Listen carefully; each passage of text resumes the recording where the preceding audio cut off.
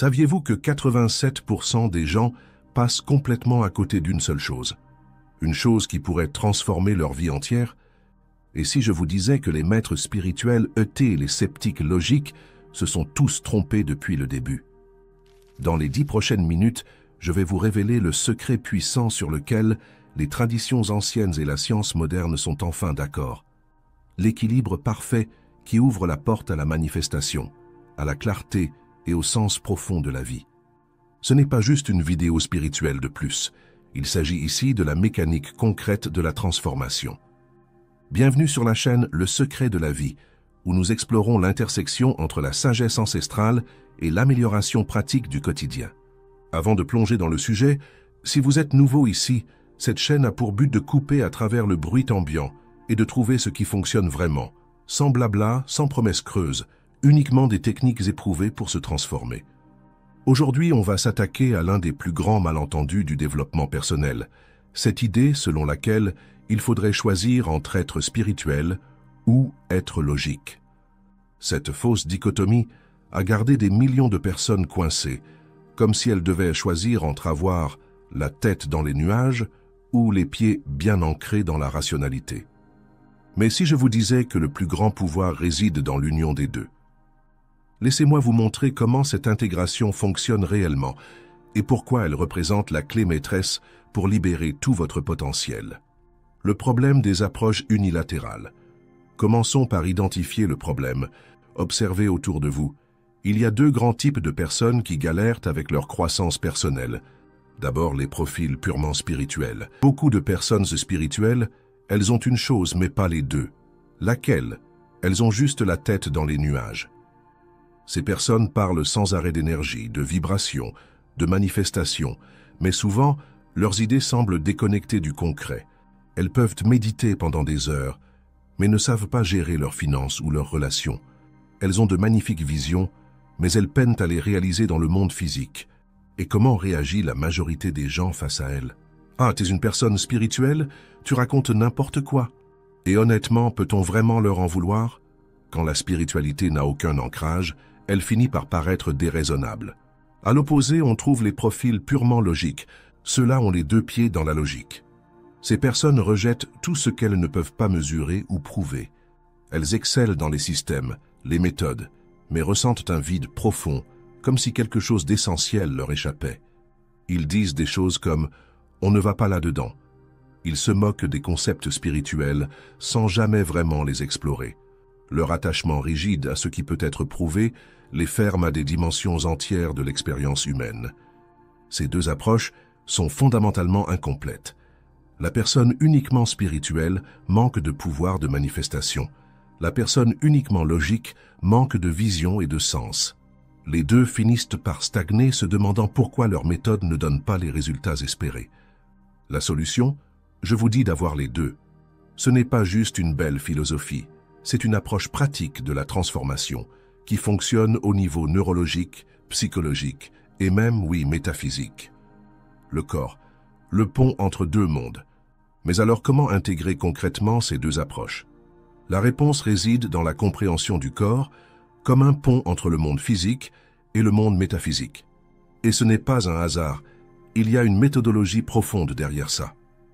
Regardez, le travail du centre, abdos-bassin, stabilise votre énergie. C'est la base que beaucoup de pratiques spirituelles négligent.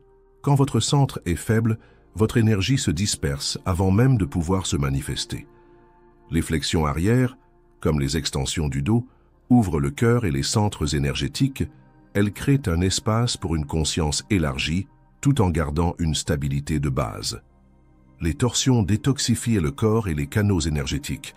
Elles éliminent les blocages entre votre vision spirituelle et votre capacité à l'ancrer dans la matière. Mais il y a une zone critique que la plupart des pratiques négligent complètement, la zone des épaules. Sur l'épaule, il y a un canal, et il est relié à 3 canaux à l'arrière du cou. Essayez ceci maintenant. Roulez vos épaules vers l'arrière et ouvrez grand les bras. Vous sentez cette sensation étrange qui descend le long de votre colonne vertébrale. Cette énergie rafraîchissante, ce n'est pas juste physique, c'est l'ouverture des canaux énergétiques qui relient votre conscience supérieure à votre corps physique. Les épaules et le cou contiennent des canaux énergétiques essentiels qui se connectent à la glande pinéale, ce que beaucoup de traditions appellent le troisième œil. Lorsque ces canaux sont bloqués, ce qui arrive à la plupart d'entre nous à cause du stress, de la mauvaise posture ou de l'usage excessif des écrans, nous coupons littéralement la connexion entre nos intuitions spirituelles et notre capacité à les concrétiser dans la matière. C'est la raison pour laquelle tant de personnes parviennent à visualiser ce qu'elles désirent, mais n'arrivent pas à le manifester. Il y a une véritable déconnexion dans le système énergétique qui relie l'intention à la manifestation. Le pouvoir du troisième œil. Explorons maintenant pourquoi le troisième œil est si crucial dans ce processus d'intégration. Pourquoi le troisième œil est-il si important? Pourquoi le troisième œil? Je donne toujours l'analogie de l'aéroport. C'est une analogie brillante. De la même manière qu'un aéroport international vous permet de voyager partout dans le monde, votre troisième œil permet à votre conscience de voyager au-delà des limites physiques. C'est votre portail vers le monde métaphysique. Faisons une petite démonstration pour prouver que vous avez déjà cette capacité. Fermez les yeux et visualisez-vous sur une magnifique plage. Imaginez les vagues qui s'écrasent, les oiseaux qui volent au-dessus de vous, le soleil chaud sur votre peau et une douce brise. Voyez-la vraiment, entendez-la, ressentez-la. Maintenant, ouvrez les yeux. Où votre attention s'est-elle naturellement portée pendant cette visualisation? Au centre de votre front, votre troisième œil. Vous n'avez pas eu besoin d'un entraînement particulier pour cela. C'est votre centre naturel de visualisation. Mais voici la question profonde posée dans le texte. Étiez-vous réellement sur la plage? Physiquement, non, mais métaphysiquement. Absolument. Votre énergie, votre conscience était en train de vivre cette plage. Et c'est là que ça devient fascinant. Votre corps physique a réagi comme si vous y étiez. Votre respiration a probablement changé. Certains d'entre vous se sont peut-être sentis plus détendus. Votre système nerveux a réagi à une expérience purement métaphysique. Cela démontre un principe fondamental. Votre physique n'est qu'un reflet limité de votre métaphysique. Votre réalité physique se manifeste d'abord à partir de ce qui se passe dans votre réalité métaphysique. La réalité elle-même fonctionne à travers cette intégration. Et ce n'est pas une simple théorie, vous l'avez expérimenté directement grâce à cet exercice de visualisation. Vous avez ressenti votre corps réagir à une expérience métaphysique.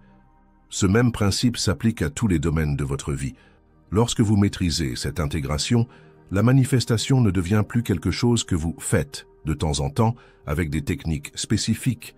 Elle devient votre façon naturelle de fonctionner. Vos pensées et vos visions coulent naturellement dans la réalité physique, car vous avez dégagé les voies entre les mondes. Pour conclure, je vous invite à vous engager dans cette pratique d'intégration. Commencez par la préparation physique, développez votre perception équilibrée et appliquez cette compréhension au domaine concret de votre vie.